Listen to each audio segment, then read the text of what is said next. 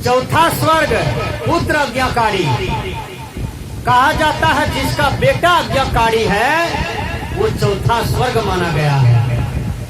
आजकल के बेटा आज्ञाकारी है और जिसके घर में बेटा आज्ञाकारी है उसका 3 मंजिला मकान बन जाएगा। कह दीजिएगा रंगीले बाबा बता रहे थे, सही बात है। जिसका बेटा आज्ञाकारी होगा, जिसको भाई भाई में बनाव है, जिसको भाई भाई में प्रेम है, गोतनी गोतनी में प्रेम है, उसका घर स्वर्ग से सुंदर हो जाता है। और स्वर्ग से सुंदर का सीढ़ी क्या है? वो है प्रेम मार्ग, वो है प्यार मार्ग। 2 भाई था, ध्यान से सुनिए, आंख में आंसू आ जाएगा।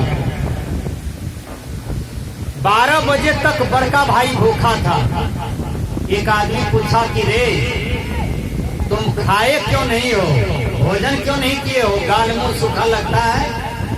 तो उसने क्या जवाब दिया जानते हैं? वो जवाब देता है क्या? वो जवाब देता है कि हमर छोटका भाई जे छे ने वो चल गए छे पूर्णिया, जब तक वो नहीं आएंगे छोटका भाई तब तक हम नहीं खा सकते हैं। दोनों भाई एक ही थाली में बैठ के सब दिन खाते हैं। देखिए, दोनों का शादी हो गया है, दोनों को बाल बच्चा है, दोनों को पत्नी है, लेकिन प्रेम कितना है? बड़े भाई 12 बजे तक भूखा है कि छोटका भाई आएगा पूर्णिया से, अब तब दोनों भाई खाएंगे।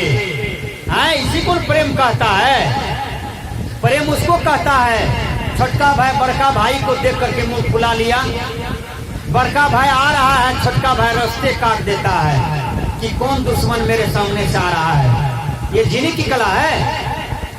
भगवान राम को भरत से कितना प्रेम था, लक्ष्मण को शत्रुघ्न से कितना प्रेम था, 5 पांडव में कितना प्रेम था, भीम अर्जुन नकुल सहदेव युधिष्ठिर जी महाराज कितना प्रेम में जीवन जीता था।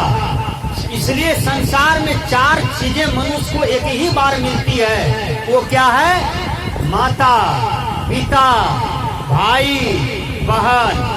ये 4 चीजें जो है मनुष्य को एक ही बार मिलती है। इसलिए 4 चीजें पर ध्यान देना चाहिए। माता मिला है, उसका सेवा कीजिए। पिता मिला है, उनका भी सेवा कीजिए। अब बहन मिली है, उस बहन से हमेशा प्यार की बंधन में बंधे रहिए। कोनो फिल्म देखिए, फिल्मिस्तान का हीरो बनाता है भाई बहन वाला फिल्म, अब कितना दर्दनाक फिल्म बनाता है। मैं निवेदन करता हूँ आप लोगों से, हमने बचपन में एक फिल्म देखा था, वो फिल्म का नाम भूल रहा हूँ। भाई बहन, 17 भाई बहन का प्यार हमने देखा। जब भाई विदाई करने लगे बहन को, तो भाई रो रो करके कहते हैं, क्या कहते हैं? बाबुल की दुआएं लेती जा जा, तुझको सुखी संसार मिले, मेटे की कभी न याद आए, ससुराल में इतना प्यार मिले। कितना दर्द छिपा हुआ है, बोलिए। वो भाई रो रो करके, आंख से आंसू गिरा गिरा करके, चुबा चुबा करके बहन की विदाई कर रहे हैं और कहते हैं बेटी बहन तुमको हम विदाई कर रहे हैं, और बहन जी तुमको जीवन भर सुख होगा वह ससुराल में, ये प्रभु से हम कामना करते हैं। ये भाई का प्यार होना चाहिए। भाई बहन का प्रेम जो है अटूट प्रेम होता है। यदि बहन आपके हाथ में राखी बांधती है, सुन लीजिए आप लोग, वह बहन को जोड़ा साड़ी दीजिए, जोड़ा ब्लाउज पहनाइए, जोड़ा साया दीजिए और उस बहन के हाथ में द्रव्य दीजिए कुछ, और कहिए बहन जी प्यार का बंधन में हम दोनों भाई बहन में हैं, लेकिन थोड़ा सा ये ले लो, ये भाई का प्रसाद है। देखिए आज आपके कलाई में बहन राखी बांधना चाहती है, लेकिन वही बहन मुंह में भाई का रसगुल्ला खिलाती है, वही बहन भाई के मुंह में मिठाई खिलाती है, लेकिन भाई होकर के हम उसको आशीर्वाद नहीं दे पाते हैं। पत्नी के बात में पत्नी जो जो कहती है वही बात को मानते हैं। ये बहन को एक गमछी देने से भी इनकार हो गए। बहन को एक साड़ी नहीं पहना पाए और दौलत कमा करके हम घर में अटार कर दिए हैं। बोलिए, एक बहन को आप प्यार नहीं दे पाए, एक बहन को सुंदर बर्ताव नहीं कर सके, एक बहन को आप मीठी मीठी बात नहीं कर सके, केवल पत्नी को देखते हैं, केवल बीवी बच्चा को देख करके झूले रहते हैं। क्या यही जीने की कला है? नहीं।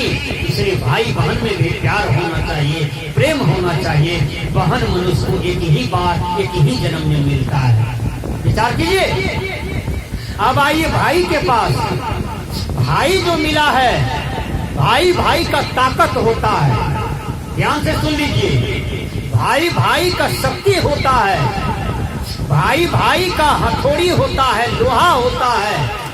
इसलिए भाई से कभी वैर नहीं करना चाहिए, भाई को दुश्मन नहीं समझना चाहिए। देखिए, राम और लक्ष्मण युद्ध करता है रावण से। दोनों भाई मिलकर युद्ध कर रहा है। कंस से युद्ध कर रहा है, जरासंध से युद्ध कर रहा है। कौन? राम और बलराम, दोनों भाई मिल करके।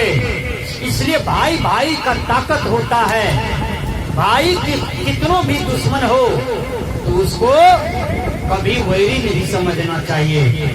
भाई भाई कितनों भी वैरी हो उसको कभी दुश्मन नहीं समझना चाहिए और उनसे राज नहीं छुपाना चाहिए। भाई भाई को दिल खोल करके बात करना चाहिए। अब मैं निवेदन करता हूँ, अरे जमीन बांटने वाले जमीन बांट लो, संपत्ति बांटने वाले संपत्ति बांट लीजिए, गहना जेवर बांटने वाले गहना जेवर बांट लीजिए, लेकिन भाई का प्रेम मत बांटिए। ये चौथा स्वर्ग है, पुत्र आज्ञाकारी। विचार कीजिए। भाई भाई का प्रेम देखना चाहते हैं तो आपके आंख में आंसू आ जाएंगे। भारत के लिए राजगद्दी मांगा और राम भगवान के लिए 14 वर्ष वनवास मांग लिया। दशरथ की पत्नी, भरत की माँ। लेकिन भरत को पता चला तो भरत घर आए, माँ को 70 बात धराया अपनी माँ को। उसके बाद राम के पास गए, राम को गला पकड़ करके रोते हैं, भैया हमको राजगद्दी नहीं चाहिए, आप चलिए। और राम को बहुत प्रयास किए, लेकिन राम ने कहा, क्या कहा? चौथा स्वर्ग पुत्र आज्ञाकारी। भगवान राम ने यही वाक्य निभाया दुनिया में कि राजा दशरथ का आज्ञा था कि तुमको 14 वर्ष वनवास का पालन करना है, तो राम भगवान ने पालन करके दिखा दिया। ऐसा बेटा होना चाहिए हिंदुस्तान की धरती पर। यदि बाप की आज्ञा का पालन करता है, पिताजी कह दे बेटा तुमको धूप में खड़ा रहना है 2 घंटा, तो खड़ा रह के दिखा दिया। पिताजी कह दिया तुम ठंडी में खड़ा रहो 2 घंटा, तो खड़ा रह के दिखा दिया। पिताजी कह दे तुमको 2 घंटा पानी में रहना पड़ेगा, खड़ा होकर के, तो वो खड़ा होकर के दिखा दिया। पिताजी कह दे तुमको 10 वर्ष दिल्ली पंजाब काम करना होगा, जमीन भरना लगा हुआ है, छुड़ाना होगा, मकान बनाना होगा, मेरे आज्ञा का पालन करना होगा। ऐसा पुत्र यदि पिता का आज्ञा का पालन किया तो समझ जाइए वह पुत्र जो है आपके लिए धन्य है, आपके लिए लक्ष्मी है। इसलिए हमने कहा चौथा स्वर्ग पुत्र आज्ञाकारी। जिसका बेटा आज्ञाकारी है उसका घर में चौथा स्वर्ग आ जाता है। वो स्वर्ग क्या है? वह स्वर्ग है आप जिस बेटा को जन्म दिए हैं उस बेटा के अंदर में सही शिक्षा चाहिए, सही दीक्षा चाहिए। यदि बेटा को जन्म दिए हैं, शिक्षा दीक्षा नहीं दिए हैं, बेटा को मूर्ख रख दिए, तो ऐसा माता पिता वह बेटा का दुश्मन होता है। विचार कीजिएगा। मूर्ख बेटा माता पिता को गला काटता है, बेटा माता पिता को दुख देता है। कैसे? एक मूर्ख लड़का था, ध्यान से सुनिए। वो लड़का कहता है माँ जी हम ससुराल जाएंगे। माँ ने कहा बेटा तुम मूर्ख हो, ससुराल जाओगे? कहा जब ससुराल जाओगे ना तो ऊंचा जगह पर बैठना और मीठा बोलना। जब कोई पूछेगा तो मीठा बोलना, बढ़िया से बोलना, क्योंकि तुम मूर्ख हो। तुमको बता देते हैं नीचा में नहीं बैठना बेटा, पाल घोड़ा चटाई पर नहीं बैठना, ऊंचा बैठना, कुर्सी पर बैठना, तब न मान मर्यादा होगा। और जब कोई तुमको पूछेगा तो मीठा बोलना, प्रिय बोलना। हे बेटा, कोयल कितना बढ़िया बोलती है, मीठा बोलती है, कितना पसंद करती है लोग, उसी तरह से बोलना बेटा। लड़का ससुराल गया, अब हियाने लगा द्वार पर, जैसे गया ससुर जी का तो हियाने लगा, देखने लगा सबसे ऊंचा कहाँ है जहां हम बैठेंगे। कुर्सी था, कहा कुर्सी पर नहीं बैठेंगे, तो धरनी दिखाई दिया, बैठक धरनी पर चढ़ गया। वो लड़का धरनी पर जाके बैठ गया, घर वाला धरनी पर। ससुर जी आए करके मर दमाजी धरनी पर हैं, धरनी पर काहे बैठे हैं? तो छौड़ा कही कुकली। माँ कही थी बेटा कोयल की तरह बोलना, प्रिय बोलना, बढ़िया से बोलना। छौड़ा को दिमाग में आया कि कोयले की तरह हमको बोलना है। देखिए, इसलिए बाल बच्चे को सही शिक्षा दीक्षा दीजिए। मूर्ख रहने पर आपका गला काटेगा, आपकी ही बेइज्जती होगी, आपकी ही प्रतिष्ठा जाएगी। ससुर कहता है दमाजी कुर्सी पर बैठिए, तो छौड़ा कहे कुकली। फिर सास लेकर के दमाजी उतरो न, कुर्सी पर बैठिए, तो सासों को कहता है वो लड़का कुकली। सलाह लेकर के जीजा जी धरनी पर काहे बैठे हैं, कुर्सी पर बैठिए, तो साला को भी कहते हैं कुकली। साली आई, साली कहती है जीजा जी कुर्सी पर बैठिए, धरनी पर काहे बैठे हैं, तो कहता है कुकली।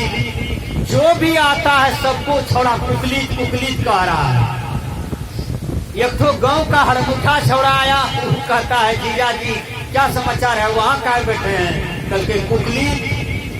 जले वो हरमुठा रहबे करे, हाथ पकड़ी खींचल के जितने जोर से ने कुर्सियों पर जाकर बैठा दल के, कल के कुकली कुकली करते हैं। मूर्खा आदमी कहीं का नहीं था, बैठना चाहिए, यहाँ बैठे हैं धरनी पर है। इसलिए वह माता पिता शत्रु है जो बेटा बेटी को जन्म देता है, पुत्र पुत्री को जन्म देता है, लेकिन सच्चा शिक्षा दीक्षा नहीं देता है। इसलिए मैंने कहा चौथा स्वर्ग पुत्र अज्ञाकारी, अपने बेटा को अज्ञाकारी बनाना चाहिए। बस इन्हीं शब्दों के साथ